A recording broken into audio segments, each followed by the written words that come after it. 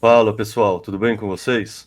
Hoje aqui a gente tem uma presença ilustre, acho que muitos de vocês conhecem, quem não conhece deveria conhecer. Hoje é um dia da gente tomar vários tapas de uma mão invisível. Então, bem-vindo, Paulo, tudo bem com você, cara?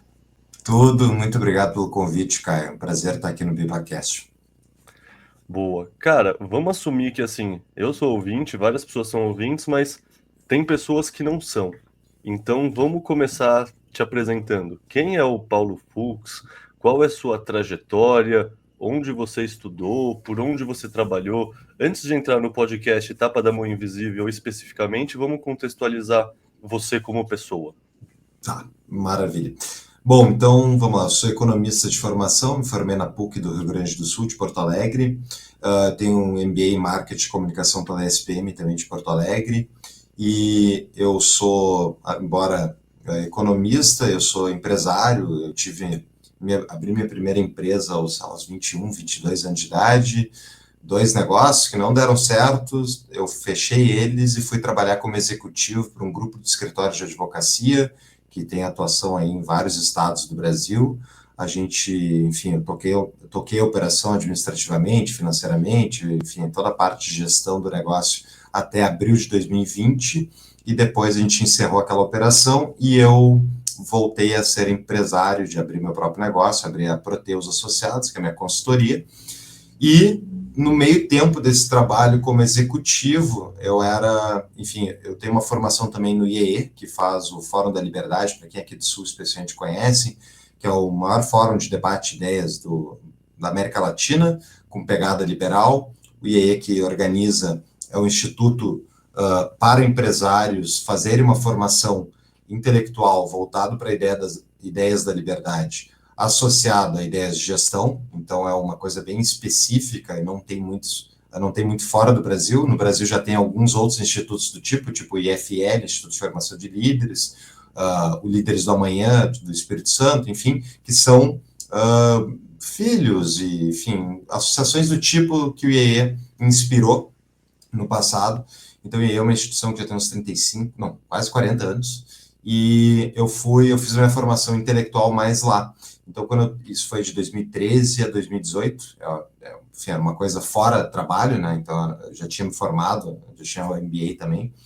E a partir dali, eu fui diretor de formação, vice-presidente, e ao sair dali, eu fui tocar esse grupo de escritórios, e a partir de então, eu fiquei meio carente das ideias da liberdade, de falar com o pessoal do meio liberal, de falar, discutir essas ideias que são tão necessárias no Brasil, e por isso, em 2018, eu e o Júlio Santos acabamos abrindo o Tapa da Mãe Invisível como um podcast, inicialmente para defender libertarianismo, né? Nós dois nos consideramos libertários, mas desde então a gente evoluiu, enfim, tratamos de vários outros temas, e de um hobby virou um negócio, e que, enfim, funciona como negócio já há vários anos, e a gente usa o Tapa como uma produtora de conteúdo digital, tem, enfim, todas as redes sociais, produz sistematicamente um episódio por semana de temas ligados à economia, sociedade, política, Bitcoin, passamos a tratar em 2019, vamos certamente falar disso, e, e hoje é o nosso gerador de leads para os nossos negócios. Eu tenho a Proteus, eu tenho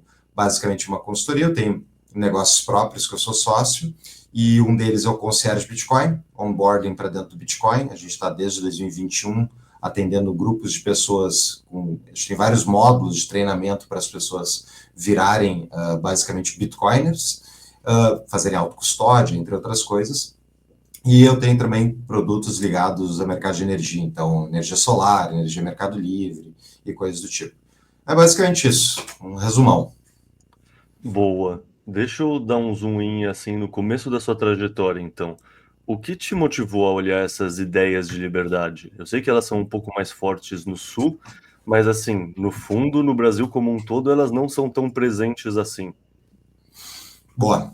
Bom, então, eu morei duas vezes no exterior. Uma quando eu tinha 9 anos de idade, quando meus pais são professores universitários, são médicos, são cientistas, e a minha mãe foi fazer pós-doc nos Estados Unidos, e a gente foi como família morar um ano lá. E eu tinha 9 anos de idade. E foi muito impactante, assim, para a minha vida, né?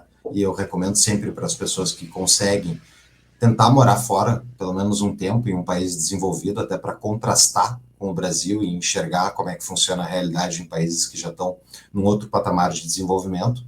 E ao voltar para o Brasil, eu voltei com um grau de visão, enfim, diferente sobre a realidade, embora bem jovem, eu comecei a me interessar por política e economia e tal, negócios de forma geral. O meu tio, ele, na época, eu tinha uns 10, 11 anos de idade, ele me convidou a primeira vez para ir no Fórum da Liberdade, do IEE, ele veio ser presidente do Instituto, e eu vi ele construir o negócio dele e construir a carreira dele do zero, assim, é um empresário de bastante sucesso, me inspirou bastante em ser empresário, e a parte das ideias da liberdade foi interessante, porque ao ler jornais, especialmente a Zero Hora de Porto Alegre, algo não batia certo assim para mim, porque eu olhava, né, comecei a ler ali com, sabe, 2001, 2002. E daí vinha aquelas promessas, né? Não, tal obra vai ficar pronta tal vez. Ah, o político disse que vai tal coisa ser feita, vai acontecer. E o jornal escrevia, né, vai ser assim. E daí se passaram os anos e aquelas coisas não aconteciam. Deu tem algo errado, né? Porque os caras ficam sempre botando esses prazos, falando que vão resolver tal problema e não resolve nada. Então tem algo errado aqui. E daí eu comecei a desconfiar dos jornalistas. E daí eu comecei a entender ainda mais a questão política, embora não fosse liberal ainda, eu já tinha um asco tremendo do PT, porque o Brasil, Porto Alegre, foi governado 16 anos seguidos com o PT. E tudo isso que a gente vê na política nacional, o PT do Rio Grande do Sul faz com esmero há muito mais tempo, eles são profissionais em destruir as coisas, e a partir disso eu já fui, até porque eu já tinha entendido, né, que tinha um lado comunista lá que tinha perdido a batalha contra uma sociedade mais livre, que, né, foi representado com a queda do Muro de Berlim. Isso eu tinha visto nos Estados Unidos. Então eu sabia que o PT estava do lado contrário ao que eu queria. Só que naquela época a oposição era o PSDB, né? E eu era praticamente um tucano, porque eu também não tinha estudado as ideias. E ao justamente confrontar, enxergar, né, ler, ver que eles não realizavam, que as coisas não davam certo, que os políticos não eram capazes de resolver os problemas que eles se propunham, e eu amadurecendo, eu finalmente tive a idade de entrar para o IEE. E foi bem naquela época que eu estava começando a descobrir as ideias da liberdade, isso era 2012, 2011, 2012. Então eu caí no... Eu estava vendo uma vez o Real Time with Bill Maher, em 2011, na praia, e daí estava o Nick Gillespie, o editor-chefe na época da Reason Magazine, que é uma revista liberal bem conhecida americana, e ele estava no debate ali com os caras, era o único libertário, e assim ele pôs o chão com os caras. Ele tinha uma resposta boa para tudo. Tudo que os caras propunham de discussão, ele conseguia se posicionar. E eu disse, como é que esse cara sabe tanto, né? Como é que ele visivelmente tem um meio de enxergar as coisas que explica direito a questão.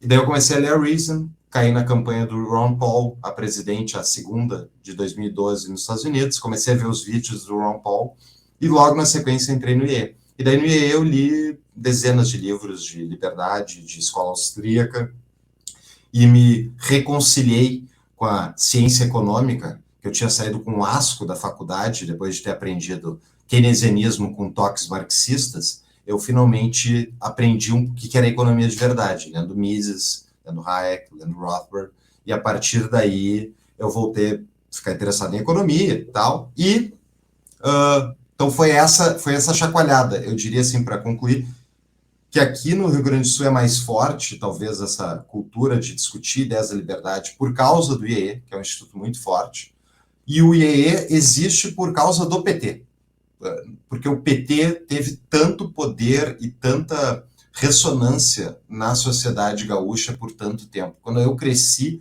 as pessoas tinham orgulho de dizer que votavam no PT, elas tinham adesivo do PT no carro, elas, sabe, faziam... Era petista para tudo que é lado, e eu já não gostava do PT.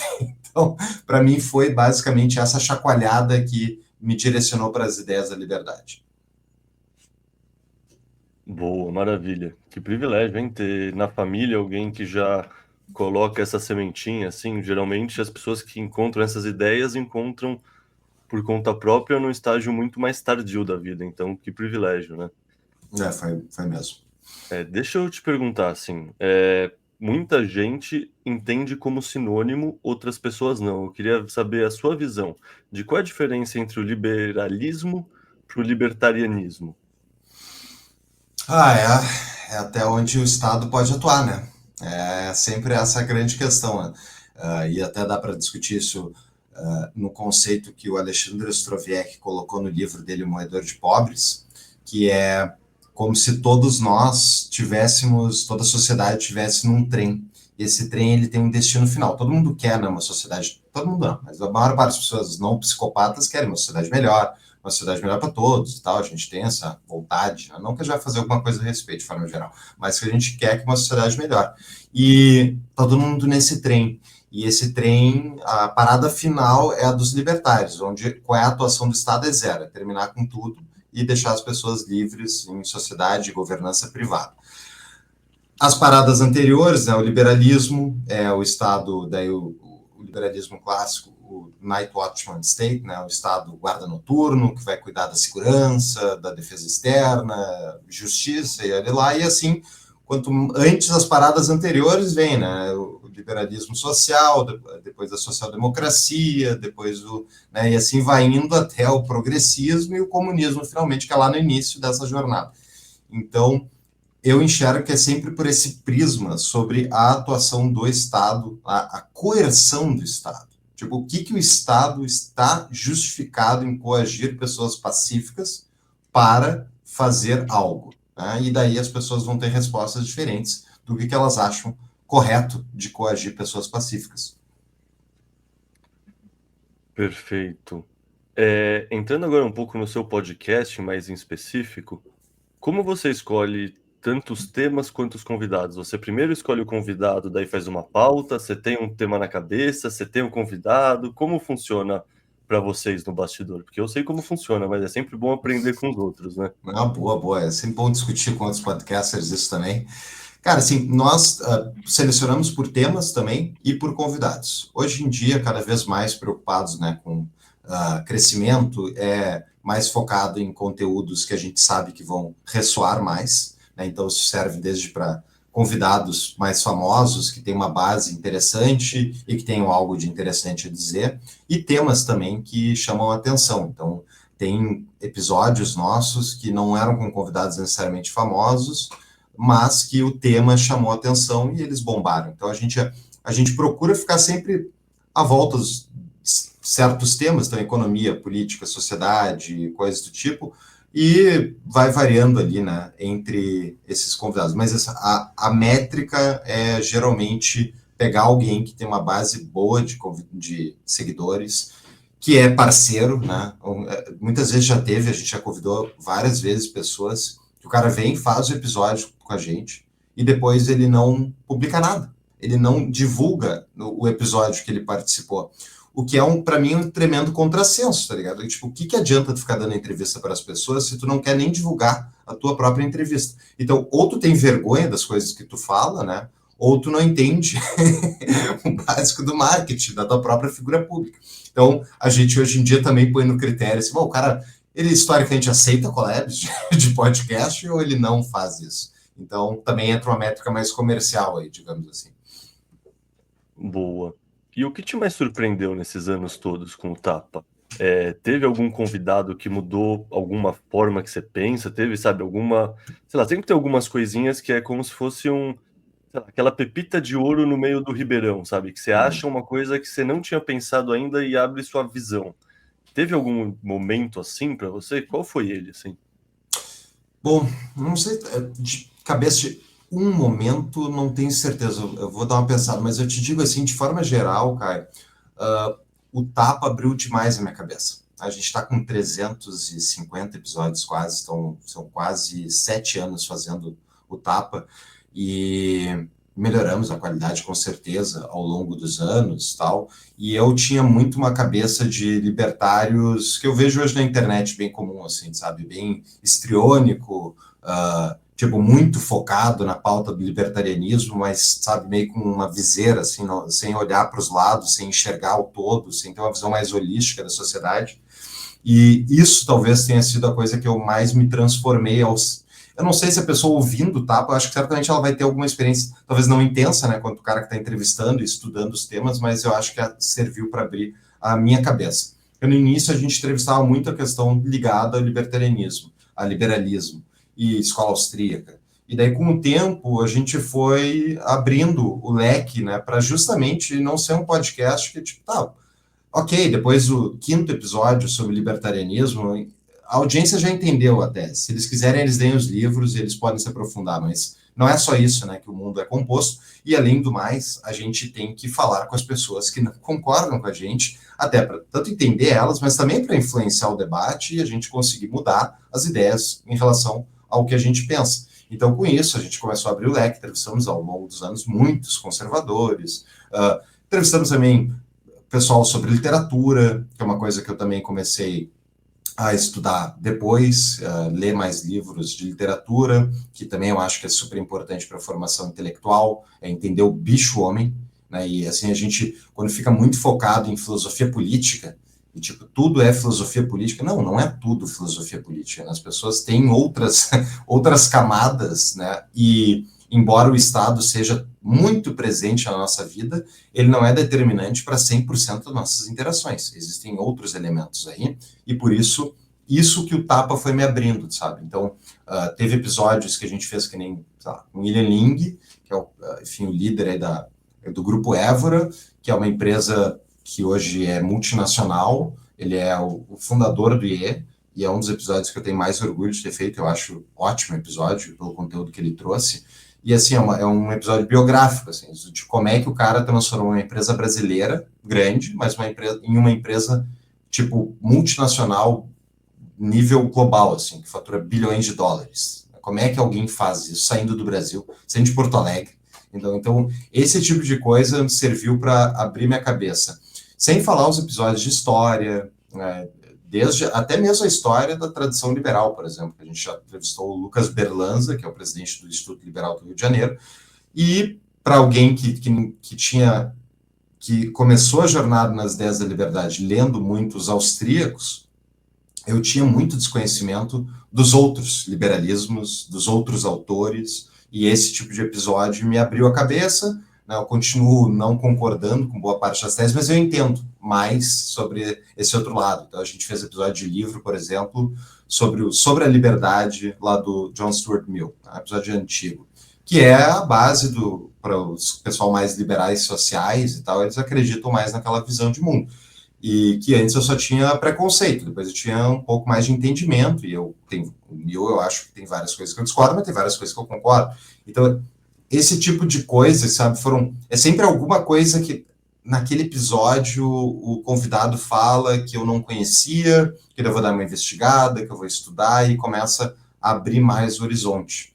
Então, de forma geral, é isso. Mas pensando em uma coisa mais específica, olha, é difícil dizer.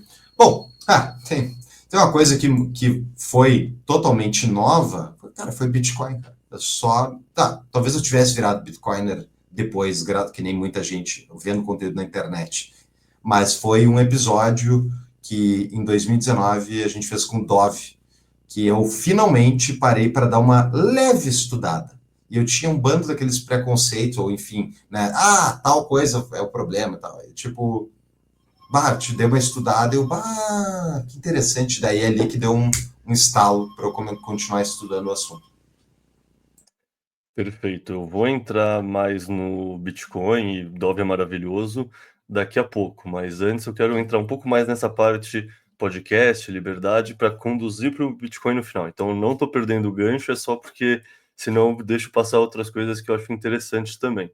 Por exemplo, você falou, 7 anos de estrada é bastante tempo. Tem um ou alguns episódios, você já citou alguns, por exemplo, esse do livro do John Stuart Mill, etc., mas tem alguns episódios que você acha que são obrigatórios para alguém que realmente quer entender as ideias de liberdade no Brasil? Tá. Ok. Então, não sei se vocês conhecem o Diogo Costa, que ele hoje é o presidente da FEE, Foundation for Economic Education. Tem o episódio 307, que é justamente a relação entre liberdade e política. O Diogo é mestre em ciência política e tal. O cara é muito bom. Tem os episódios de história do liberalismo que eu comentei, do Berlanza. Esse do Ostrowiecki é um livro, O Moedor de Pobres, é um livro que a gente tratou com o Alexandre, tem ali também, que é muito bom, explica o liberalismo no Brasil. E tem episódios conceituais com a Marise Schons, que é uma professora, cientista política, que a gente falou de liberalismo, social-democracia, falamos também de introdução ao marxismo, e esses livros dela são muito bons, os episódios com ela são muito bons porque ela é professora, então ela dá uma abrangência geral assim de conteúdos sobre essas coisas, que eu achei bem interessante. Deixa eu pensar, tem mais um, que a gente fez ao longo dos anos vários episódios de livros, e um dos livros que foi, para mim, assim, mudou minha cabeça, não é só sobre o Brasil, na verdade ele é um livro sobre a história da inovação tecnológica e do comércio, que chama O Otimista Racional, do Matt Ridley. Esse livro é maravilhoso, a gente fez um episódio sobre ele, e o livro, ele conta basicamente como o comércio é meio que imparável, assim, a gente está num ponto da civilização que a livre troca de mercadorias, de serviços, a globalização já atingiu um patamar de crescimento e de inércia, digamos assim, de trocas que é muito difícil de ser parado, né, e essas, tipo, os países voltarem a ser silos fechados, e a partir disso, isso dá um otimismo enorme, porque não tem como o mundo funcionar parando o comércio. Então, tipo, vamos botar tarifa em todo mundo e todo mundo virar ultra protecionista e focar em produção interna. O mundo para de funcionar. Para. Não existe isso. Né? Todo mundo virar Cuba não vai dar certo para ninguém, nem para o cara que quer fazer isso. Então, esse livro para mim foi importante para entender como o capitalismo, embora, obviamente, ele esteja muito prejudicado em vários níveis, né, pelas atuações dos estados, é meio que já um efeito de rede, e ele já tem um funcionamento em tal escala que é muito difícil de governos conseguirem parar ele completamente, entende? Então, esse livro, é por isso que é o Otimista Racional, ele tipo, te dá um otimismo para olhar mais macro, sabe? Dar um zoom out e parar de, tipo, sim, tem muita coisa ruim acontecendo o tempo todo, no mundo inteiro, mas saindo, dando zoom out, tu consegue enxergar o todo e ver, olha, mesmo assim é difícil de estragarem a tal ponto que todo esse mecanismo pare de funcionar. Perfeito. E agora uma pergunta que com certeza não é das mais simples, que é para você. O que é liberdade? E também eu queria entender como essa definição evoluiu ao longo desses 7 anos de podcast, talvez desde antes, ao longo de toda a sua trajetória nesse meio. Boa. Olha, eu acho que liberdade é tu ter o direito de fazer o que tu quiser com a tua vida, com o teu corpo, com a tua propriedade, né? E ponto. É simplesmente tu ser livre para atuar com aquilo que é teu, que é o teu cérebro, o teu corpo, tua propriedade. Isso é liberdade. Quando a gente começa a dizer que liberdade é liberdade é tu ter uma educação para tu conseguir ser um bom profissional e ganhar uma boa renda e ter uma vida mais livre, tipo, tu tá falando, tipo, de ter direito à educação, por exemplo, tu tá falando de coisas que estão fora do teu controle, que implica alguém mais tem que fazer aquilo ali. Então, tu não pode ter uma liberdade que implica obrigações a terceiros, né? Então, esse conceito básico do liberalismo, do libertarianismo, especialmente lá, a derivação da autopropriedade, a partir do que o Rothbard explica, eu acho que isso, eu acreditava lá na época, bem antes que a gente começar, continuo acreditando, acho que faz muito sentido, mas eu amadureci no sentido de que eu não enxergava tão importante o ponto da liberdade ser também um elemento que requer a responsabilidade. Então, é o outro lado, né? Sim, tu tens direito a ser dono do teu corpo, fazer o que tu quiser com a tua vida, mas as consequências das tuas ações, tu também é responsável, e isso gera, enfim, uma responsabilidade sobre elas, especialmente quando tu tá lidando com outras pessoas, né? Seja através do teu negócio, através da tua carreira, ou, enfim, das tuas ações. Então, por exemplo, cara, tipo, tu tem direito de tocar uma festa na tua casa e incomodar os teus vizinhos de madrugada? É tua propriedade. Mas, cara, tu tem direito a invadir com ondas sonoras a casa do vizinho às 3 da manhã e incomodar a vida dele? Não, na minha visão, não. Depende do condomínio, qual é a regra do condomínio, ou qual é a regra da cidade, mas algum lugar, aqui, obviamente, quando a gente fala de propriedade estatal, não existe essa regra, né? Mas um condomínio privado existiria. Então, tu tem ali quem está dando a regra ao condomínio, e tu, ao te mudar para o condomínio, tu aceita aquelas regras. E se tu não cumpri-las, não é o condomínio que está errado, é tu que está errado. Tu que te mudou para o lugar e tu não está cumprindo as regras do lugar. Né? E daí, quando tem espaço público, ou enfim, rua pública, isso tudo fica meio dublado, mas não deixa de ser verdade. Entendeu?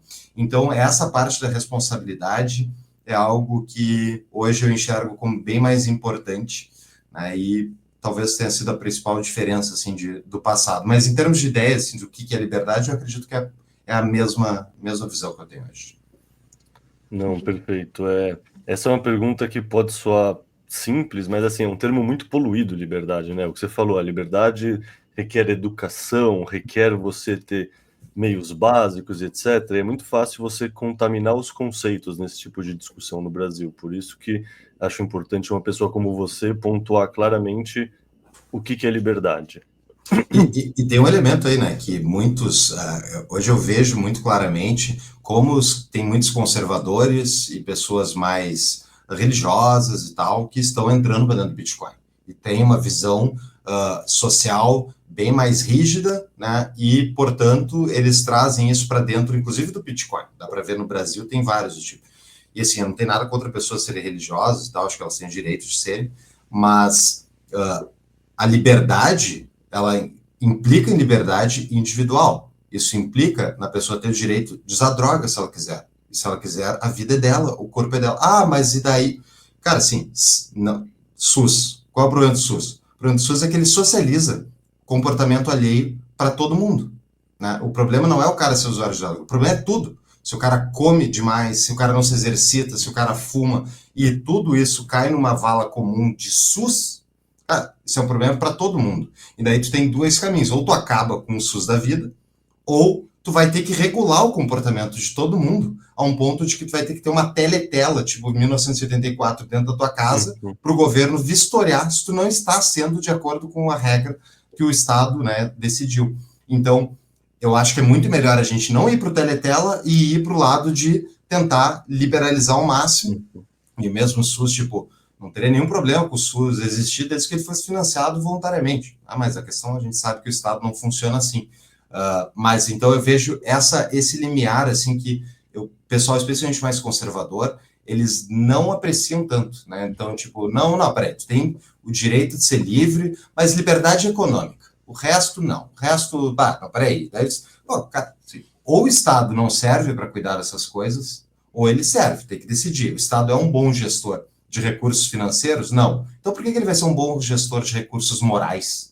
Né, de enxergar o que é a ética adequada para uma sociedade? Realmente a gente quer passar para o Estado essa responsabilidade? Não, né? Eu acho que então, não, essa visão de só ser liberdade econômica e não olhar para a liberdade social, liberdade política, é miopia. Nossa, eu tô 100% de acordo, cara. Eu lembro de um meme que era: eu sou a favor de casais gays terem porte de arma para proteger sua própria plantação de maconha dentro de Isso, casa. Porque é isso, tipo, exato. é liberdade para tudo. É que nem liberdade de expressão. Não é liberdade de expressão até o momento que se ofende uma pessoa e daí deixou de existir, virou discurso de ódio. Se é liberdade. Não tem um meio termo aí, né? Exato, exatamente. E é essa questão é essa contradição que eu vejo acontecer muito.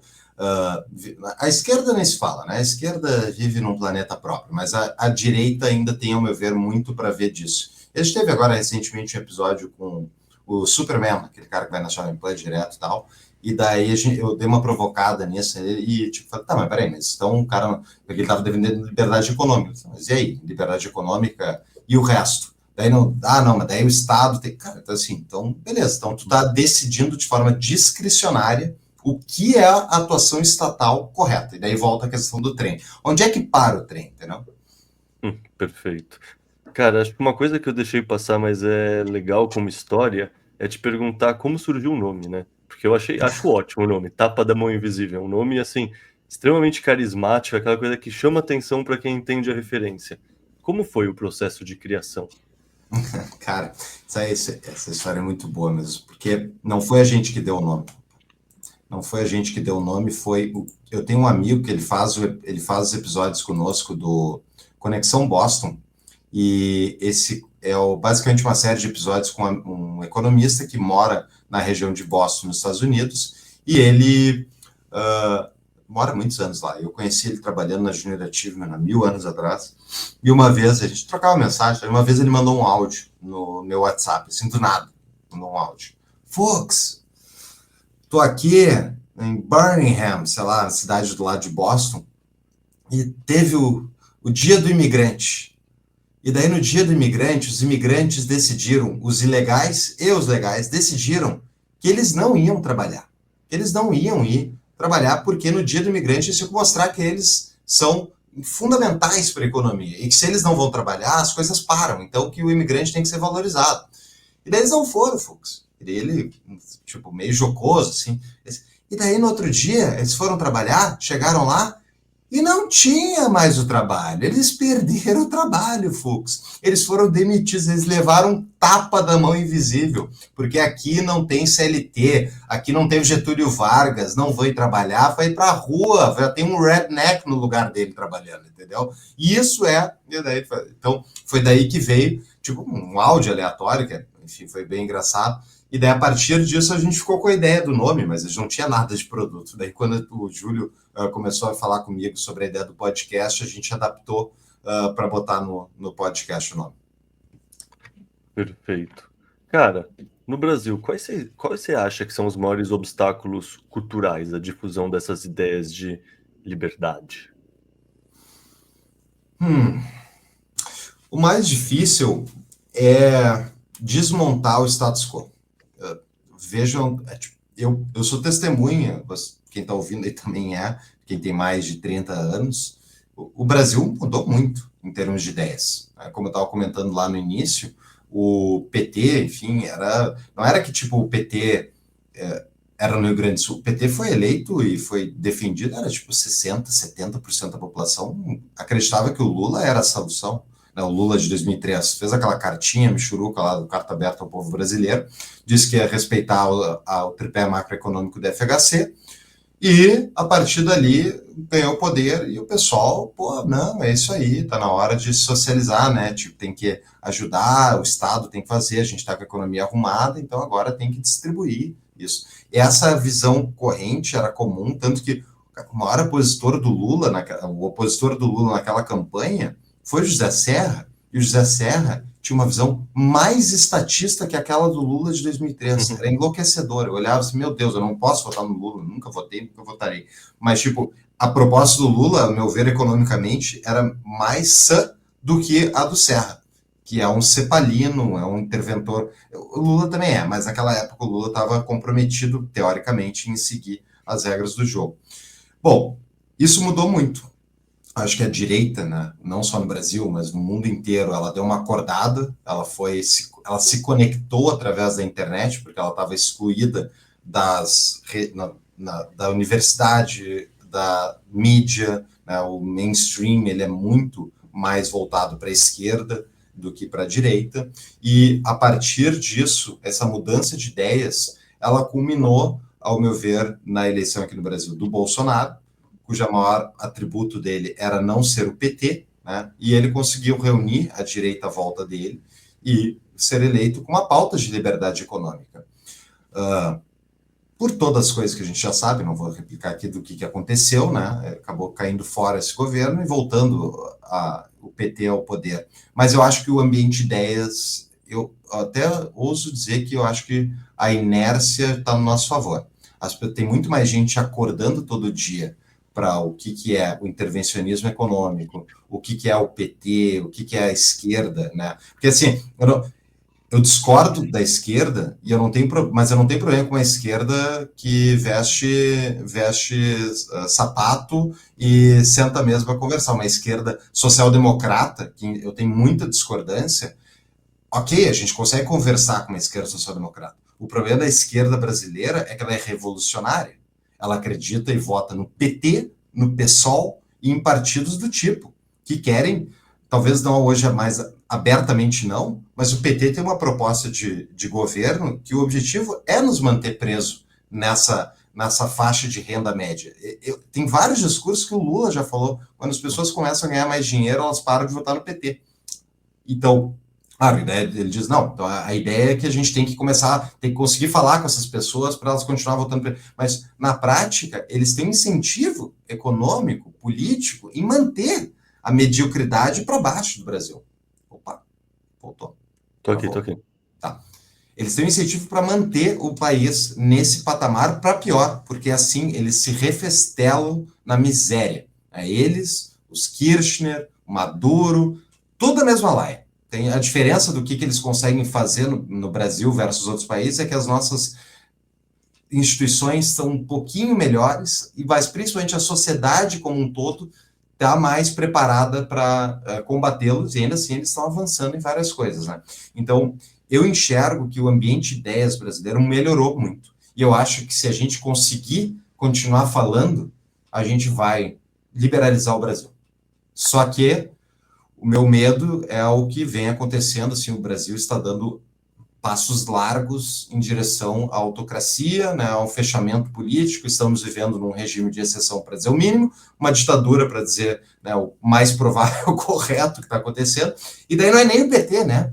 É o próprio establishment, o PT está parte, mas é o establishment ali, Brasília. Então, assim, volta para responder a tua pergunta, que tipo, é muito difícil desmontar a infraestrutura que foi criada ao longo desses vários anos de intervenção. Então, pega um INSS da vida. Como é que tu acaba com o INSS? Como é que tu acaba com o SUS? Não, certamente não vai ser fácil. E não é a primeira coisa. Por exemplo, eu não acabaria, não seria a primeira coisa para cortar. Perderia as estatais, faria tipo programa de pararia de contratar funcionário público, faria programa de demissão voluntária, né, faria mil incentivos para desinchar a máquina pública e conseguir desmontar, mas é muito difícil. Então, o problema, assim, é que as estruturas montadas há décadas passadas, elas estão hoje culminando num aumento orçamentário, um aumento de custo, que é até independente da vontade de qualquer governo. É independente. Então, assim, isso tudo está nos chegando a um ponto assim de ruptura dos orçamentos públicos não conseguirem comportar mais isso, ainda mais com a redução que está acontecendo da população, que começou agora, e eu vejo isso por amigos e tal, a gente enxerga a volta, né? A gente está vendo sistemas sociais democratas que foram montados há décadas passadas estão chegando no seu ponto de ruptura. E é isso que é muito difícil de desmontar e conseguir dar margem para cortar o orçamento público, o que vai permitir reduzir impostos, o que vai permitir as pessoas ficarem com mais poupança, e tendo mais poupança, o Brasil aumentar a produtividade e começar a construir um círculo virtuoso de construção de riqueza e de saída da armadilha de país de renda média. Então, precisamos, cara, precisaremos de Mileis ao redor do mundo. E, assim, é difícil ter um Milei, entendeu? Não, maravilha. Porque assim, antes da sua resposta, eu confesso que eu estava mais pessimista, porque a minha observação vai na segunda parte dessa sua resposta, que é, pô, a tendência é muito negativa e ela parece só piorar, ela não parece, sabe, a gente anda a passos largos para o passado e não para o futuro.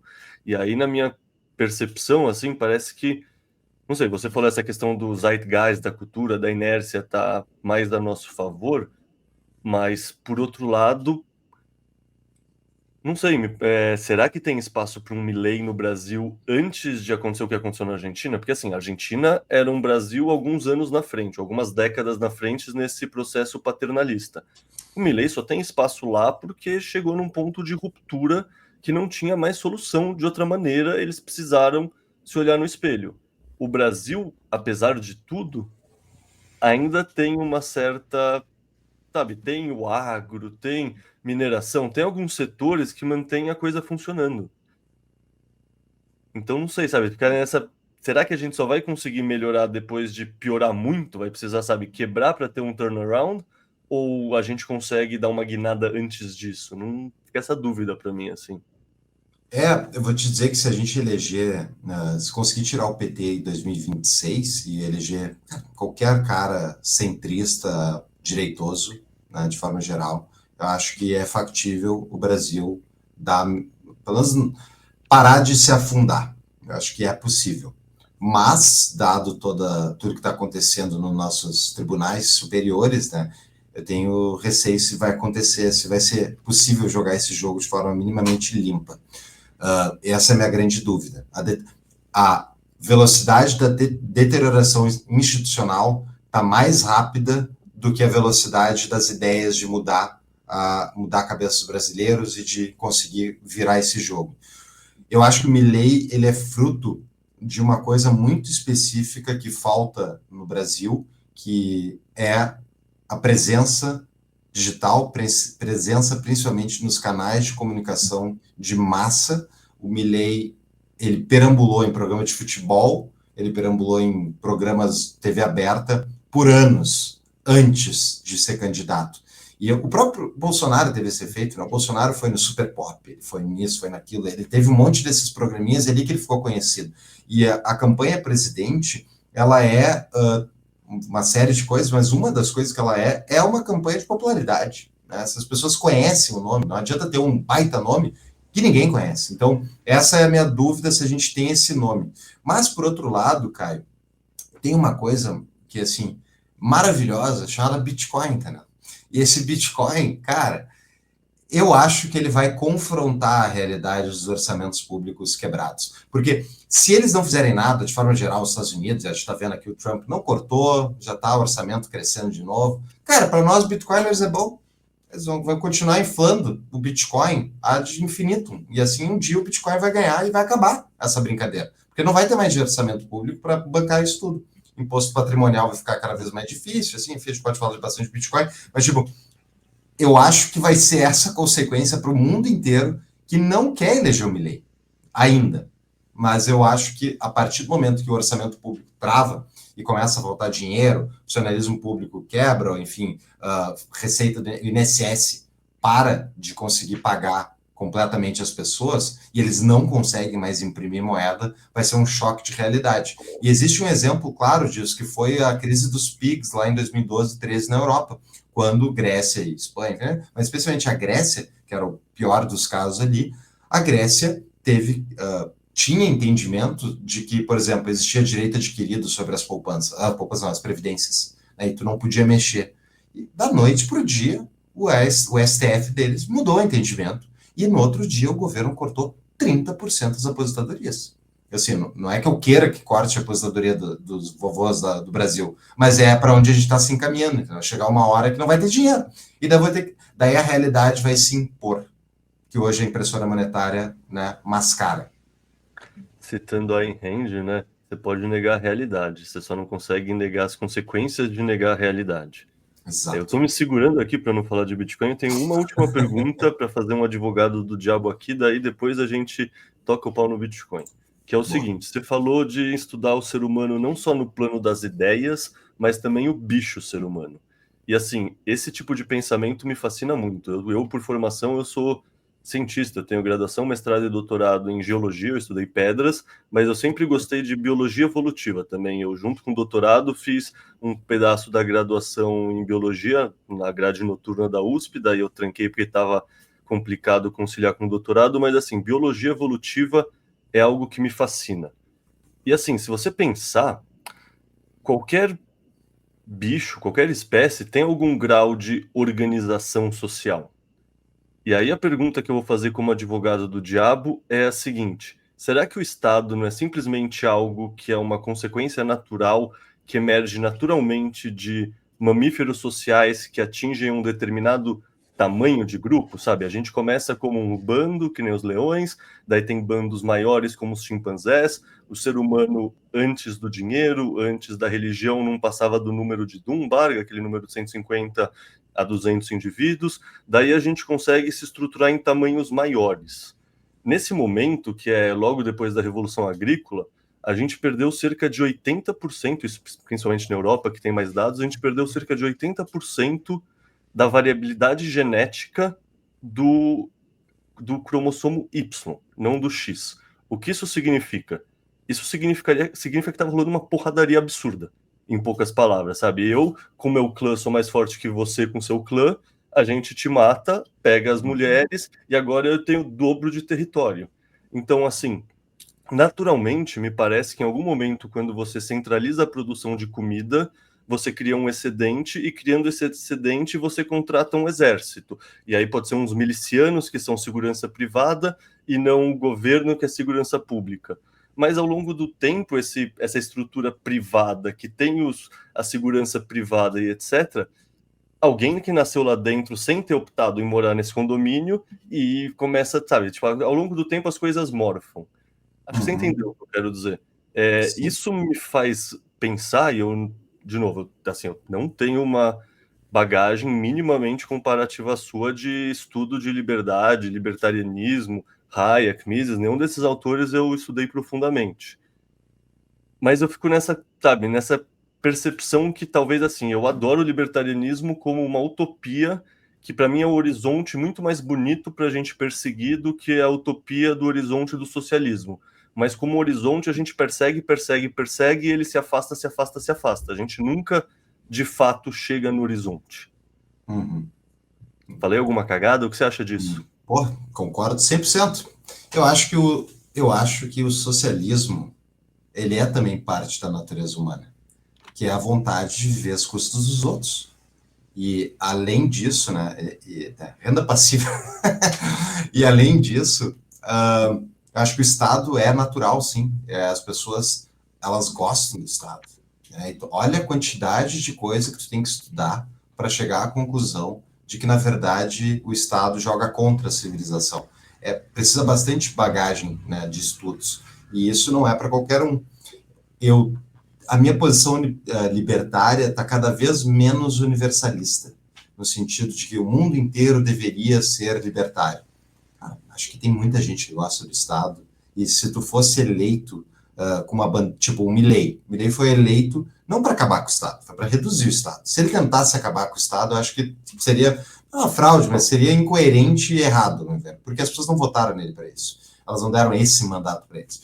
E aí entra a questão. Hoje em dia eu estou muito mais preocupado. Claro, eu quero liberalizar o Brasil, o mundo. Eu acho que o mundo precisa de uma liberalização. Eu acho que o mundo vai acordar para isso gradualmente, que nem já teve em outros episódios, né? Já teve o neoliberalismo dos anos 80, Thatcher, Reagan, que fizeram algumas coisas, a Thatcher mais, que foram importantíssimas para dar uma segurada no Estado e conseguir fazer com que o mundo não fosse mais ainda para dentro do socialismo e fosse, por outro lado, um período do tempo. Eu acho que a gente está prestes a ver isso começar a acontecer de novo mundo afora, mas não vai ser o libertarianismo, não vai nem ser o liberalismo, não vai ser o Estado reduzir de 40% do que ele cobra da gente para 10%. Eu não acho que vai acontecer isso, é porque as pessoas não querem. E daí entra o ponto que eu acho do libertarianismo. Hoje eu tenho mais uma preocupação de poder construir uma cidade privada e essa cidade privada ter a sua própria autonomia, ter a sua própria jurisdição e fazer, de fato, um contrato social assinável, que o cara assina as regras e vai morar lá, e a corporação, enfim, vai dar as regras e tu assina, se não quiser, não vai. E ter esse experimento funcional para dar exemplo para o resto do que vamos tentar acabar com todos os governos. Não acho que será possível, nem se o Bitcoin se tornar tudo que a gente, pelo menos que eu enxergo que o Bitcoin pode se tornar, como moeda global e tal, ele não acabaria com a capacidade do Estado de cobrar impostos diretos sobre as pessoas, né, de botar a arma, a coerção em cima dos indivíduos. Então, eu não acho que a gente necessariamente vai rumar para o libertarianismo.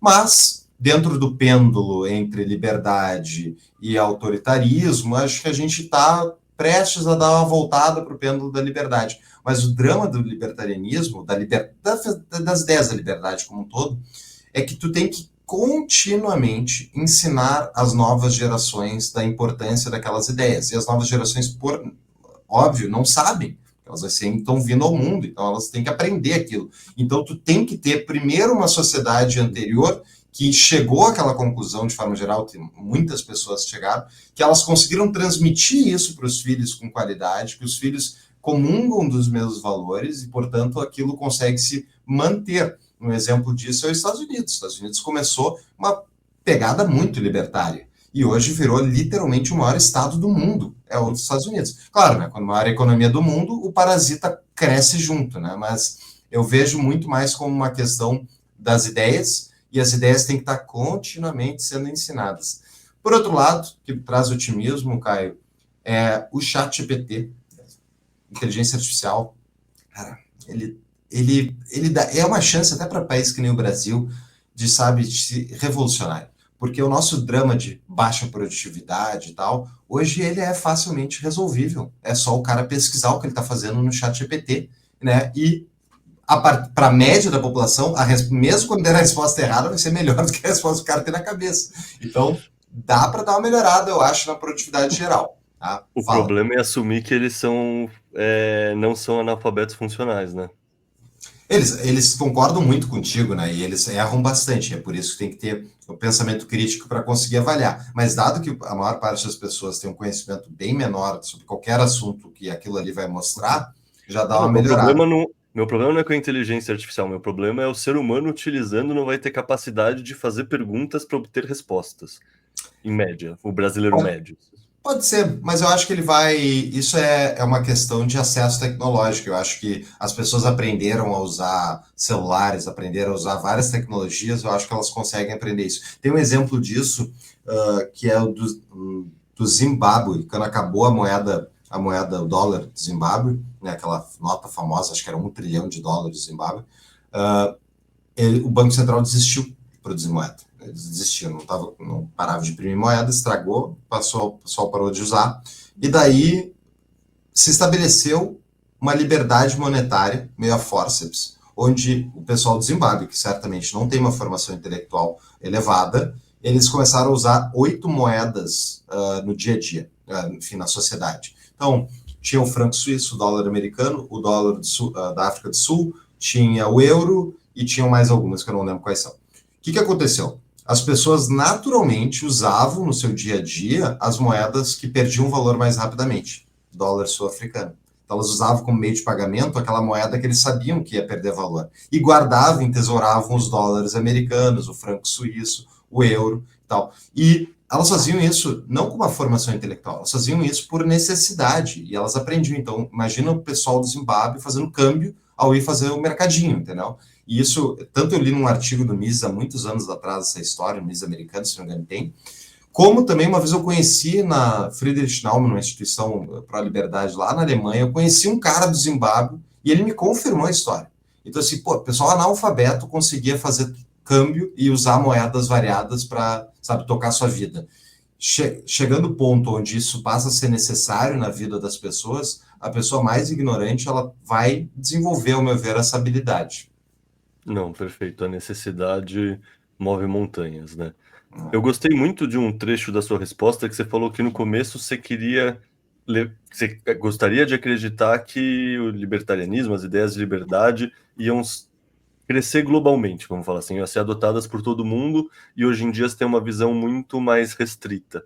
Eu não sei se você conhece uns artigos, uma série de 3 artigos de um Bitcoiner, o Alex Svetsky, que é sobre os remanescentes. E a tese é justamente que os Bitcoiners são os remanescentes e as massas não importam. E ele fala justamente sobre isso, ele fala justamente sobre como é uma dor existencial no começo da jornada de grande parte dos Bitcoiners, aquela sensação de querer acordar todo mundo. E você sofre porque as pessoas não acordam, elas não têm a mesma visão que você. E ao longo do tempo você vai amadurecendo e você vai percebendo que, cara, por definição, qualquer processo de adoção começa com um pequeno nicho, começa sendo seletivo e só depois ele se torna pervasivo em toda a sociedade, sabe? No começo a internet é trabalhosa, é discada, tem aquele barulho que parece que você está falando com ETs e ocupa a linha telefônica. Hoje em dia a internet está no celular, está no computador, está em todos os lugares e as pessoas nem sabem mais que estão usando a internet. Não tem um processo ativo de se conectar. Você liga o celular e a internet já está lá em tempo real. Então, assim, eu vejo muitos paralelos nisso que você está falando da sua evolução da visão da liberdade para a minha evolução da visão do Bitcoin e para a evolução de várias pessoas do Bitcoin. E aí agora, então, eu queria perguntar da evolução da sua visão do Bitcoin, porque assim, Você falou que esse momento ahá surgiu conversando com o Dove em 2019. Provavelmente você já tinha ouvido falar de Bitcoin várias vezes antes disso. Então conta para mim como foi toda essa trajetória e qual era a sua visão do Bitcoin em cada um desses momentos. Boa. Muito bom o ponto dos remanescentes, concordo. Eu acho que é por aí. E Bitcoin, pá, cara, é sempre da. Quando a gente lembra, na primeira vez que a gente ouviu, dá aquela raiva, né, de não ter comprado. Eu acho que isso, Podia ter uma essas, ilha, tava surfando nas Maldivas, tô aqui. eu acho que essa é o drama, vai ser, é uma experiência humana, todo mundo vai ter essa dor, né? Porque quem é o cara que ouviu o Bitcoin a primeira vez e pensou, bah, é isso, deve ter duas pessoas no mundo, o Ralphine e outro, né?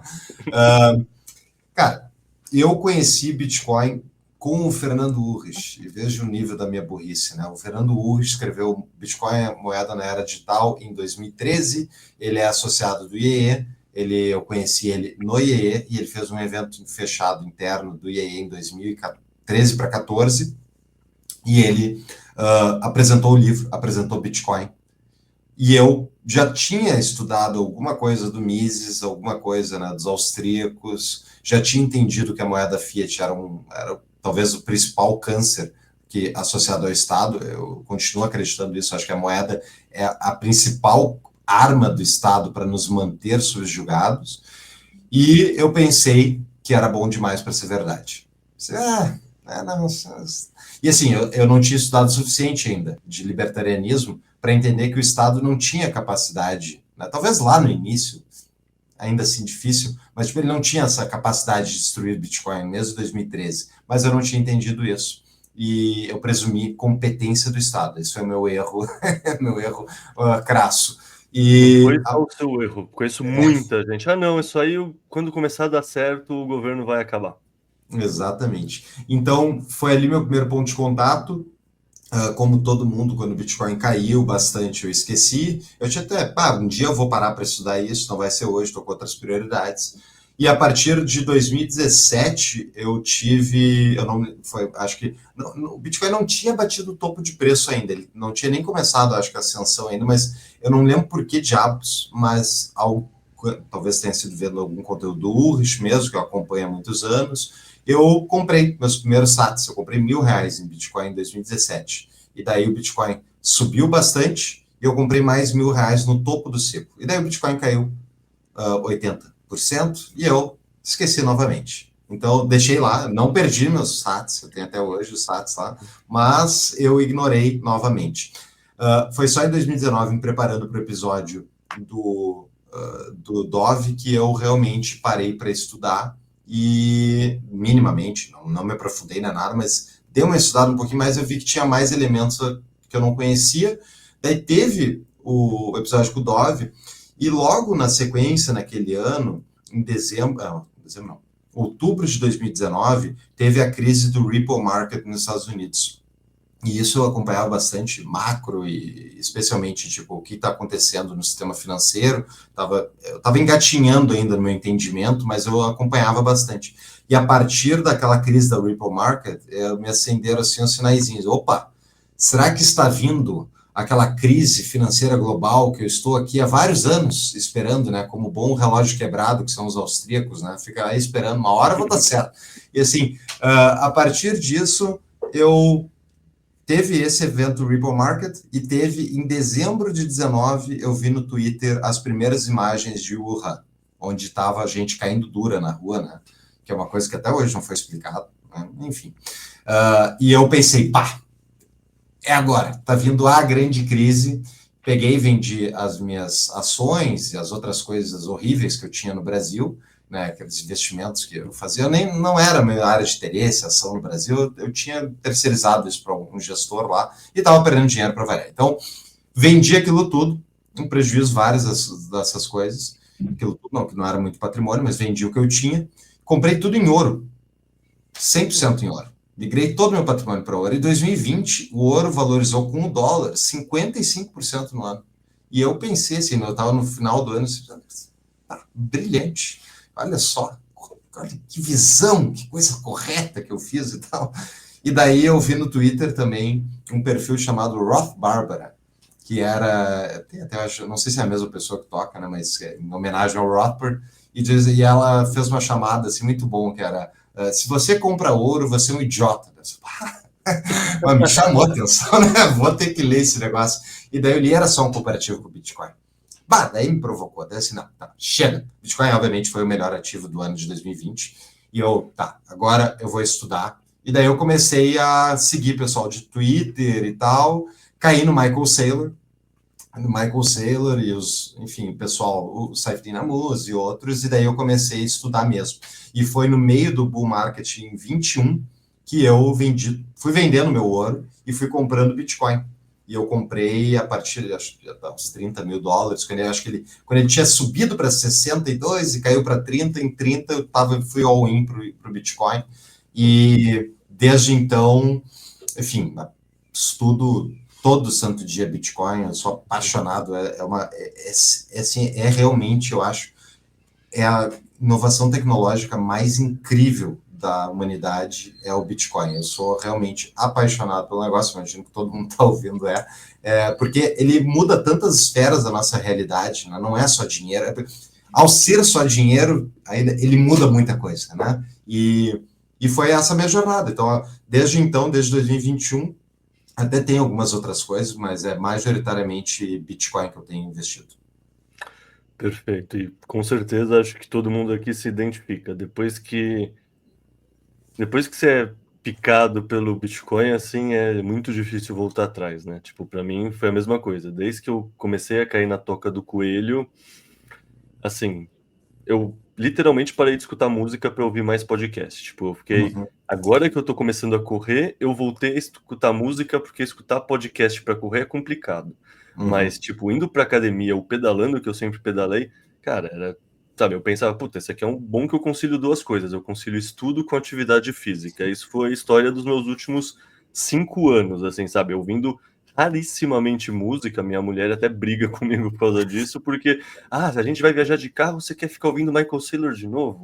Acho que isso é uma experiência bem comum e bem compartilhada entre os lares bitcoiners. Uhum. Me explica uma coisa, então. Atualmente, você vê o Bitcoin como uma extensão prática dessas ideias do Tapa? Com certeza. Eu acho que hoje o Bitcoin ele é o maior chamariz para as ideias da liberdade que existe. E eu acho que ele vai trazer, acho que ele vai, obviamente, eu acho que ele vai transformar o mundo, mas eu acho que ele também vai fazer a economia da escola austríaca se tornar a principal escola de pensamento econômico. Até porque é a única que tem uma explicação decente para o que é o Bitcoin, as outras não têm. Eu acredito que as próprias ideias da liberdade, o funil das ideias da liberdade do Bitcoin vai ser maior e a partir disso ele vai alimentar o meio da liberdade, que nem a gente está vendo acontecer mundo afora, né? Os liberais, libertários se tornarem bitcoiners gradualmente, eu vejo isso no meu dia a dia, eu vejo o pessoal do IEE, eu vejo o pessoal do Tapa, tipo, o pessoal, todo mundo no início acha que tem algo errado, né? Ninguém sai assim, Bitcoin, faz total sentido, vou migrar meu patrimônio para esse negócio. Não, o cara realmente, todo mundo começa com não. Só que conforme tu vai quebrando as tuas barreiras, né, de entender por que aquela tua pergunta, enfim, aquela tua objeção, já existe uma resposta, já existe uma ideia, o protocolo funciona independentemente da tua opinião a respeito dele, né? Isso faz com que as pessoas sejam continuamente provocadas a reavaliar suas posições. E ao fazerem isso, elas vão aderindo ao protocolo em vez de contrariar o protocolo. É mais fácil, né? É mais fácil eu ficar rico junto com todo mundo que está comprando Bitcoin do que eu ficar que nem o Peter Schiff, 15 anos, falando que Bitcoin não vale nada e vendo que todo mundo que eu critico fica muito mais rico que eu. Então, o Bitcoin incentiva a cooperação com o Bitcoin, não o contrário. Então, eu acredito que sim, eu acho que por esse aspecto de ideias, que é para mim fundamental, ideias, somente ideias vão iluminar a escuridão, como diz o Mises, mas as pessoas, é uma frase bonita, mas ela é muito, muito, muito verdade. Todo o aparato político, os zeitgeist, tudo deriva das ideias. As ideias estão acima de tudo. A qualidade daquelas ideias, o que são as ideias que estão circulando e que são preponderantes naquela sociedade. As melhores ideias, né, de liberdade, ao meu ver, o Bitcoin vai favorecer elas e vai fazer um contrafluxo em relação a várias das ideias estatistas que a gente tem hoje, porque ele quebra o status quo. E eu acho que daí tem os aspectos também que a gente pode entrar, que é a consequência do Bitcoin em relação ao orçamento público, né? Em relação à inflação e tal, que também vai ser transformador. Então vamos entrar. Quais vão ser as consequências? Me conta.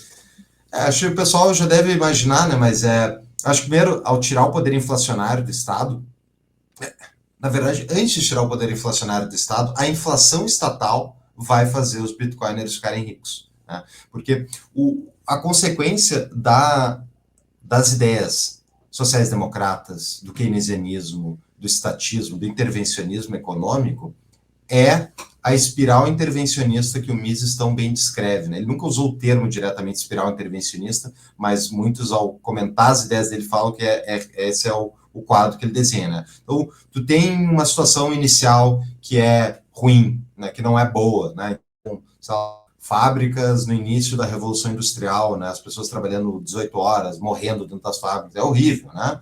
Então, ninguém quer esse tipo de coisa, mas era a realidade. Então, a solução é eu proibir as fábricas de fazerem essas coisas horríveis.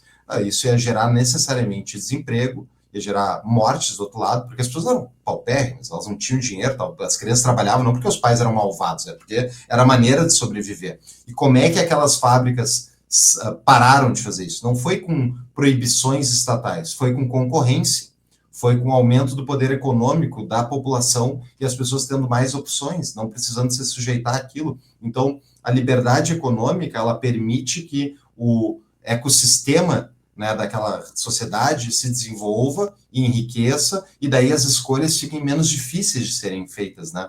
E, portanto, o espiral intervencionista, ela funciona ao contrário. A gente faz a intervenção porque existe um problema, ou supostamente um problema, e daí, a partir dessa intervenção, a resultado de curto prazo, talvez até, digamos, mascare aquele problema que tinha, as pessoas acham que está tudo certo. Só que existem condições de segunda e terceira ordem em diante de consequências daquela intervenção. Né? Um fechamento de mercado, uma proibição de concorrência, uma barreira de entrada maior, que vai justamente inibir mais concorrentes, né? E assim vai indo ao ponto que o mercado vai ficando cada vez mais ineficiente e cada vez mais tutelado pelo Estado. E a partir daí tu vai tendo cada vez mais um capitalismo de compadrios, um capitalismo, né, estatal, que o Estado está ali, com poucas grandes empresas, e as pessoas abaixo não têm muitas opções em relação a elas. E daí o mercado vai ficando cada vez mais estagnado e finalmente quebra ou para de crescer e tu tem uma estagnação econômica. O Bitcoin, ele se beneficia disso, porque o Estado, para fazer tudo o que ele faz, ele imprime dinheiro, ou ele gera dívida, ou ele cobra impostos diretos. Pois bem, inflação, né, impressão de dinheiro, isso valoriza ativos que são escassos, né, e não só Bitcoin, imóveis. Né? Então, ele valoriza imóveis, ele valoriza ativos, especialmente aqueles de melhor qualidade, as pessoas que estão entrando mais dinheiro naquele sistema, esse dinheiro vai, naturalmente, através dos agentes que estão recebendo aquele dinheiro, vai buscar as melhores propriedades. Eu tenho um gráfico, eu tenho pinado lá no meu Instagram, que é o gráfico do Federal Reserve, inclusive, eu vi uma vez no Twitter, achei ele tão bom que eu desconfiei, não está certo. Eu fui lá e refiz o gráfico no Fred. Basicamente mostra o 0,1% mais rico dos Estados Unidos, grudadinho no M2, e a partir dos anos 90 ele sobe escala, e os 50% com menos patrimônio dos Estados Unidos vão crescendo bem pouco, estagnados, assim, e vai se abrindo aquela boca de jacaré. Muitas pessoas, especialmente de esquerda, diziam, desigualdade do capitalismo. Mas quando, na verdade, isso é desigualdade provocada pela impressora monetária. E aí entra a questão, o Bitcoin sobe mais do que o M2. Ele é uma propriedade livre para todo mundo, no mundo inteiro, comprar. Então, os estados da China imprimem dinheiro, o Bitcoin sobe. Os Estados Unidos imprimem dinheiro, o Bitcoin sobe. Ou seja, a inflação acaba beneficiando os detentores desse patrimônio. E aí entra o ponto que os Bitcoiners favorecem, né? Além do mais, o patrimonial.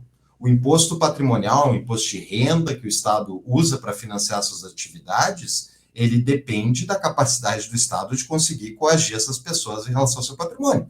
Conforme as pessoas vão comprando Bitcoin sem identificação e vão começando a acumular Bitcoin sem botar no imposto de renda, isso aí é natural que vai acontecer, especialmente num sistema que vai cobrando cada vez mais, vai enjaulando as pessoas, vai fechando, vai cobrando isso, vai cobrando aquilo, as pessoas naturalmente elas querem fugir disso e elas vão procurar alternativas. E daí entra o Bitcoin novamente. Então, essa é a frase até do Saifedean Ammous que fala isso, né? Que ele fala que o Bitcoin ele não vai acabar com o Estado, ele vai tirar as presas do Estado, né? E eu vejo isso, ele ataca o imposto inflacionário no longuíssimo prazo, e enquanto isso ele vai enriquecendo os bitcoiners, e ele ataca a capacidade do imposto patrimonial também. Ou seja, se o Bitcoin continuar se valorizando e se tornar dominante, o que vai acontecer é que os estados não vão conseguir cobrar tanto de impostos quanto eles cobram hoje.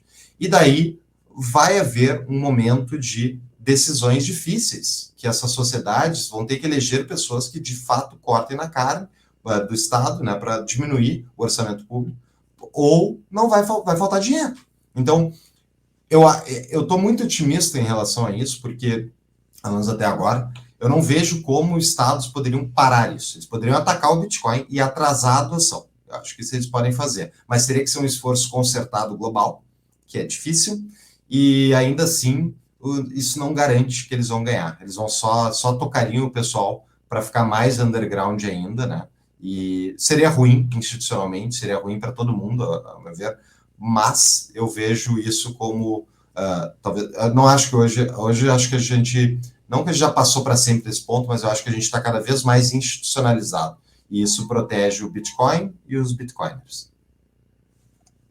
Perfeito. E essa, assim, até antecipou a próxima pergunta, então deixa eu pedir para você dar um zoom in maior nisso, que, assim, você falou do Estado, e aí você acha que o Estado vai, no final, lutar contra o Bitcoin, ou ele vai tentar cooptar o Bitcoin, ele vai tentar se adaptar ao Bitcoin? Muitos veem o movimento dos Estados Unidos atual como uma tentativa de cooptar o Bitcoin. Ao mesmo tempo, isso pode ser o Estado tentando se adaptar ao Bitcoin. E aí, sei lá, visão minha, a gente sempre pensa no Estado como um ser monolítico que pensa em função do Estado. E isso não acontece nem na China, talvez isso aconteça na Coreia do Norte. Mas assim, o Estado, na verdade, é composto por indivíduos que têm seus próprios interesses, estão jogando suas próprias teorias dos jogos. Então, assim, talvez eu possa ser um pouco ingênuo, um pouco otimista, um pouco poliana, mas eu não vejo mais como o Estado vai querer lutar contra o Bitcoin. Para mim, os últimos um ano, com tudo que aconteceu nos Estados Unidos, meio que embasa essa tese mais otimista de que, pô, para o Estado Estados Unidos, talvez não seja a melhor estratégia você falar que você vai criar uma reserva estratégica de Bitcoin e anunciar que você vai comprar Bitcoin desde a Bitcoin Conference do ano passado se o Trump ganhasse. Para o indivíduo Trump, é maravilhoso, ele ganhou mais votos, ele ganhou a eleição. Então, assim, os políticos, eles agem com seus interesses de curto prazo num ciclo eleitoral em democracias e com seus interesses de longo prazo, mas de enriquecimento em ditaduras.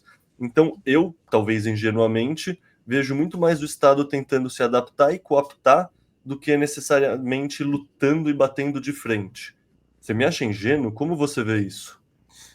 Eu acho que, não, eu concordo contigo, o Estado não é um monolito, existem muitas pessoas diferentes dentro do Estado, muitos interesses, né? Eu tenho medo só, Caio, de o Bitcoin nos Estados Unidos, especialmente, né, que quer ou não, como os Estados Unidos age muito, reflete no mundo inteiro, né, os outros países tiram ideias do que o governo americano está fazendo.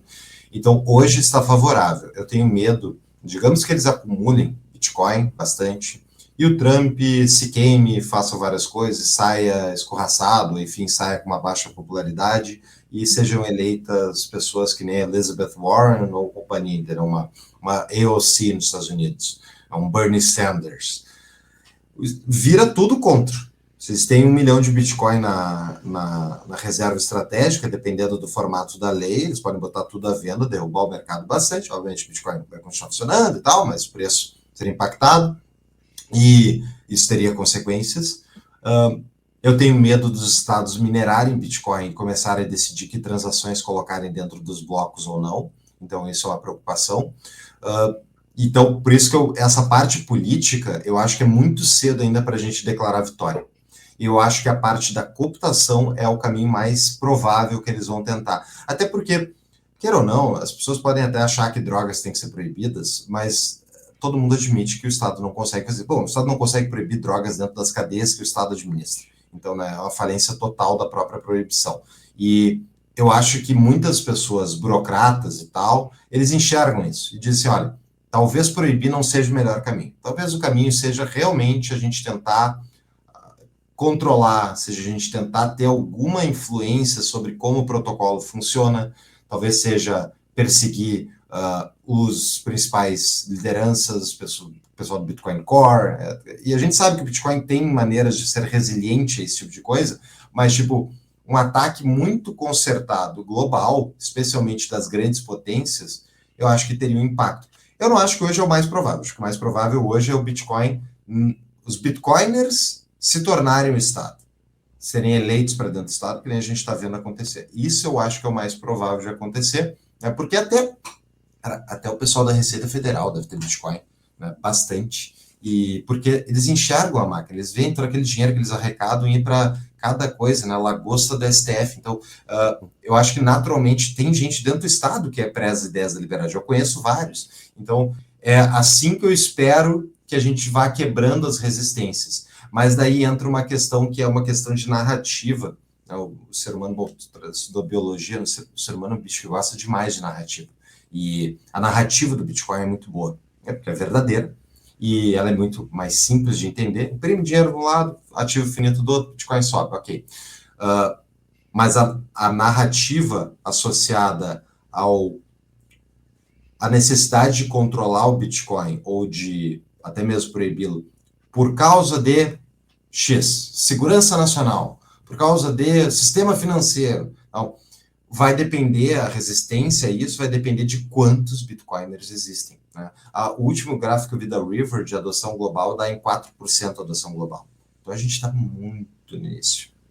E eu não falaria, eu estaria menos de 1%, sendo, porque assim, É, o grande problema de definir adoção é o que que é adoção? É a pessoa que tem 1% no portfólio, num fundo diversificado, ou é a pessoa que faz autocustódia e tem 40, 50%?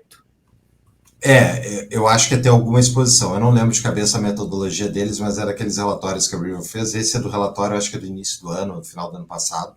E eles põem que nos Estados Unidos a adoção está maior. Nos Estados Unidos a adoção está bem maior. Então, assim, eu vi outro dia até uma pesquisa que daria, tipo, cripto, de forma geral, 30% da população americana teria. Mas é que os Estados Unidos realmente está... Os melhores mentes ligadas a Bitcoin estão nos Estados Unidos, né? Então, ali está crescendo mais rápido por causa disso. Mas é muito pouco ainda, tipo, se for isso mesmo de 4% no mundo, é muito pouco, né? Então, eu acho que o centro dessa questão toda de ataque estatal está em como é que os Estados Unidos vai lidar com o Bitcoin. E daí entra a narrativa, que é o que o Saylor tem falado, né? E eu vejo muitos bitcoiners criticarem ele, que ele fala do Bitcoin como reserva de valor e ele não foca nem um pouco no meio de pagamento, né? E ele fala, por que falar de meio de pagamento? O meio de pagamento é dólar, o meio de pagamento é o que o Estado diz que é. E eu tendo a concordar com ele. Eu sei que dá para usar Bitcoin como meio de pagamento, e as pessoas vão usar. Só que em termos de disputa política, a gente não tem que chegar e dizer, ô governo americano, a gente vai acabar com a tua moeda, tu não vai ter mais nenhuma influência, tua moeda vai a zero contra o Bitcoin e ninguém mais vai usar ela. E tu só, máximo tu vai conseguir cobrar impostos. Isso aí é tipo, é chamar a guerra para si, entendeu? Eu acho que é aquela frase de Sun Tzu, né? Melhor do que disputar uma batalha e ganhar é tu nem precisar lutá-la, né? Então, cara, vamos para reserva de valores, store value, e assim as pessoas vão usar o Bitcoin. Gradualmente elas vão usar, mas, pô, olha o cartão da BIPA aí. Mas o BIPA tá ótimo, cashback Bitcoin. Cara, eu honestamente acho melhor comprar as coisas no cartão de crédito, ainda mais se tem um cashback em Bitcoin, do que pagar em Bitcoin. Por quê? Porque o Bitcoin, ao meu ver, a transação de Bitcoin, mesmo na Lightning, ela se equipara ao débito. O cartão de crédito, ao dar cashback, faz com que a tua compra seja mais barata do que no débito. Então, eu tenho incentivo econômico usar cartão de crédito e não usar débito. Eu não uso débito. Então, por que eu vou começar a usar o Bitcoin? Só se é para justamente não ter nenhuma transação passando por nenhum sistema estatal. Mas, tipo, pô, eu não, tenho empresa, tenho renda declarada, tenho renda, tenho que usar o sistema, entendeu? Então eu vejo por isso, eu acho que é uma questão de narrativa, assim, cara. Eu acho que a gente está bem posicionado, mas se a gente for para confrontar o Estado reto, talvez dê mais dor de cabeça do que a gente precisa. Perfeito. Eu concordo totalmente com essa sua visão pragmática sobre o Sailor. No fundo, o que eu digo para o pessoal quando a gente fala desse assunto é que cavalos de Troia são importantes. Você não precisa bater de frente, dar murro em ponta de faca, nem sempre a melhor abordagem. Uma coisa que você trouxe que eu achei muito, sei lá, eu penso muito nisso também, é essa questão dos funis para as ideias de liberdade e como o Bitcoin é uma parte superior do funil. E eu vejo isso em mim mesmo. Tipo, eu quando conheci o Bitcoin, eu estava terminando o meu doutorado, assim, eu nem saberia descrever o que é o libertarianismo, o que que é o liberalismo, assim, eu não vou falar que eu era comunistinha da USP, porque eu sou de uma faculdade de ciências da natureza exata, sabe? Eu Uhum, nunca me identifiquei com esse viés, mas eu só não me importava, sendo bem sincero. Eu só uhum, não votei em nenhuma eleição. Eu tirei meu título de eleitor com 19 anos porque eu fui obrigado. Eu, tipo, sabe, eu era um cara apático que não se importava, focava na ciência, no laboratório e tava pouco se importando com o resto. Hoje em dia eu, sei lá, eu não sei se eu sou libertário, mas eu concordo muito com esse caminho. Eu me descreveria mais como bitcoiner e libertarianismo está quase como uma consequência associada. E aí uma uhum. coisa que eu acho muito doida de observar é como acontece um fenômeno quase oposto no meio libertário, assim.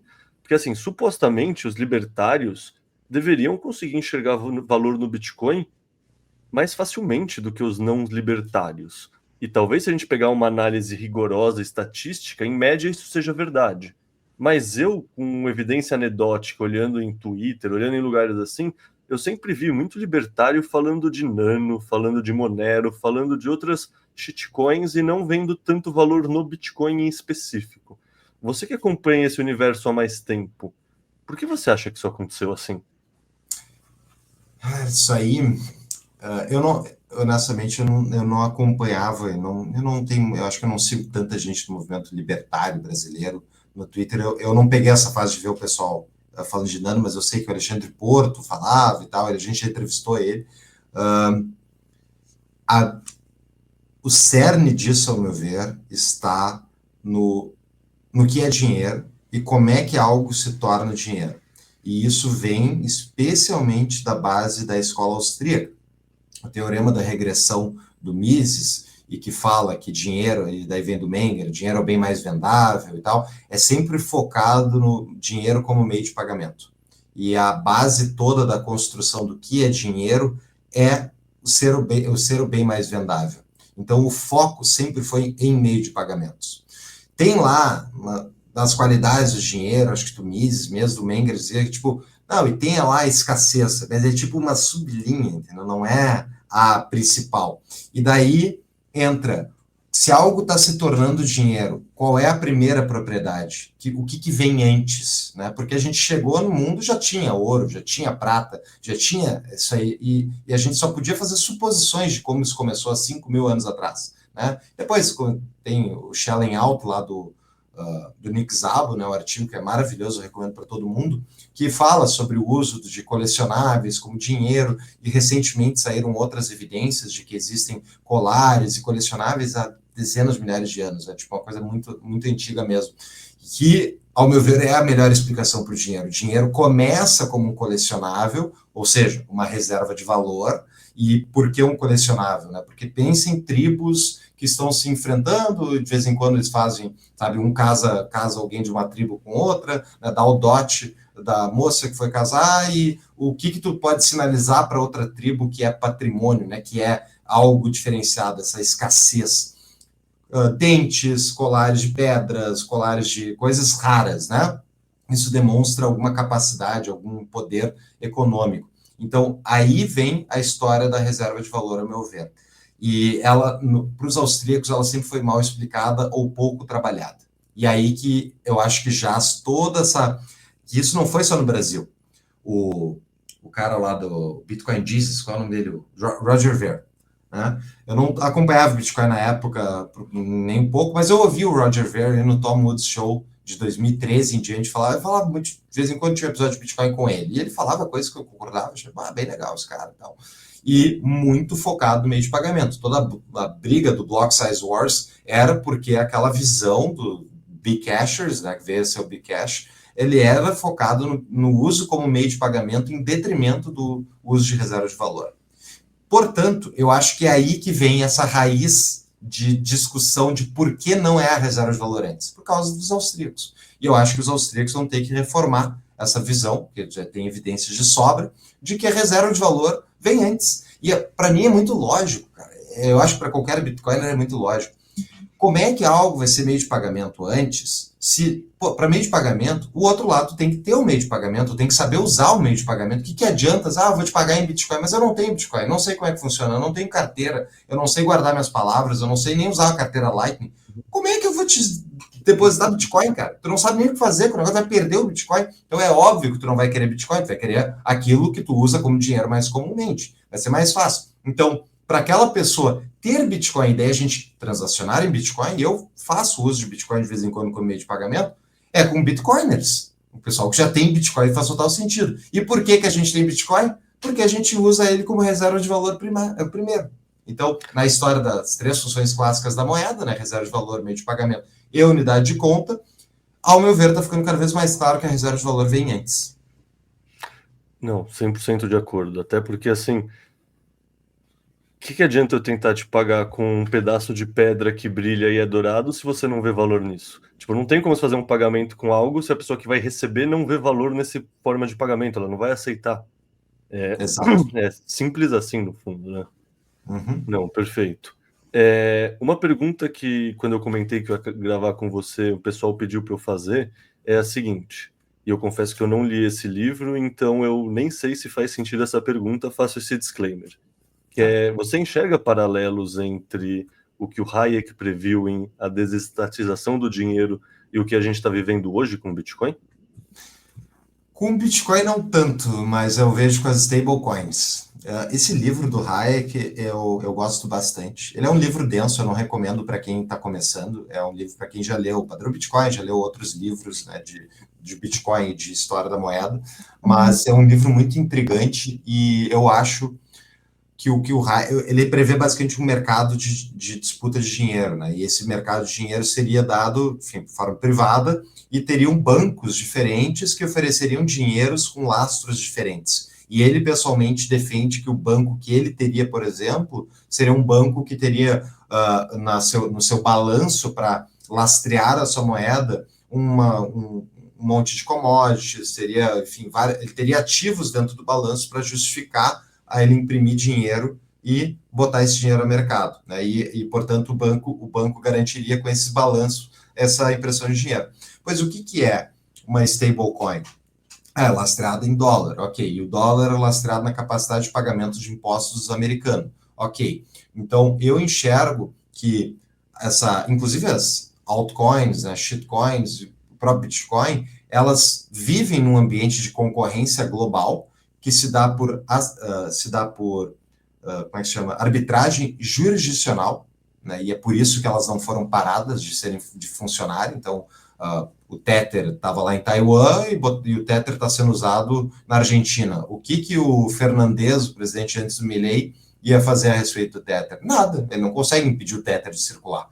Então, acabou tendo uma certa concorrência de moedas e essa concorrência de moedas é bem a desestatização do dinheiro. Mas eu digo que o Hayek não previu o Bitcoin. E nenhuma das ideias dele ali, e nem de nenhum austríaco, tinha a ideia de ter um dinheiro finito. Finito.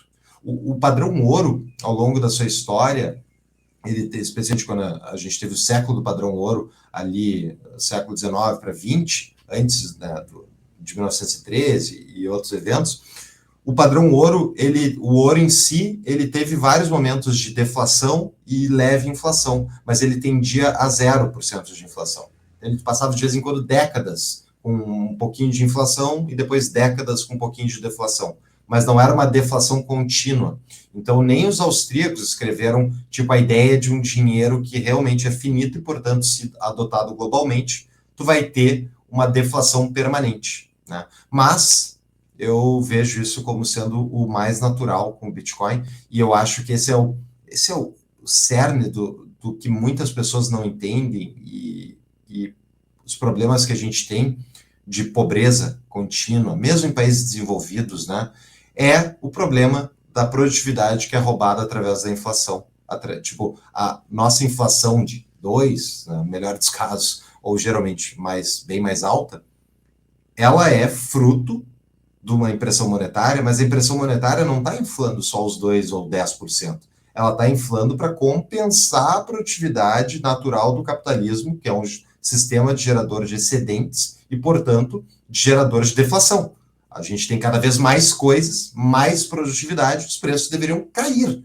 Então, eles estão imprimindo muito mais do que os 2, 10% que eles imprimem. Eles estão imprimindo para compensar isso. Esse é o argumento do Jeff Buff, do preço da manhã, que eu concordo 100%. E a gente vê o exemplo disso no caso dos eletrônicos, né? Os computadores, ano que vem, vai ter um computador com maior capacidade desse que tu comprou pelo mesmo preço. E aí? Tu nunca vai comprar um computador, que é o argumento, né? Ah, mas se for a deflação generalizada, as pessoas vão parar de consumir. O que é uma bobagem. Porque daí, então tu não tem computador, meu querido. Tu nunca comprou um computador, tu tá esperando o próximo modelo ficar mais barato. É isso? Não faz sentido.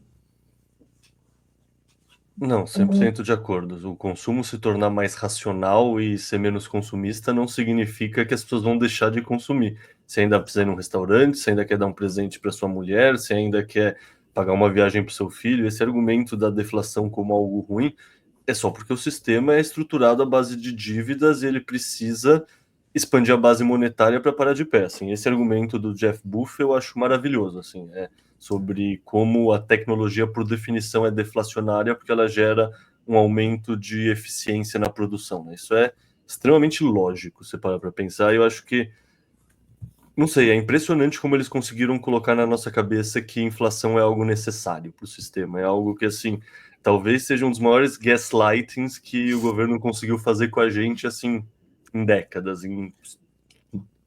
Mas ele é necessário, né? Como tu bem falou, para um sistema de dívida que nem a gente tem, ele é necessário. E aí que entra a questão, a maior parte dos economistas eles não percebem que a gente tem um sistema baseado em dívida e que requer inflação. Não, perfeito, exato.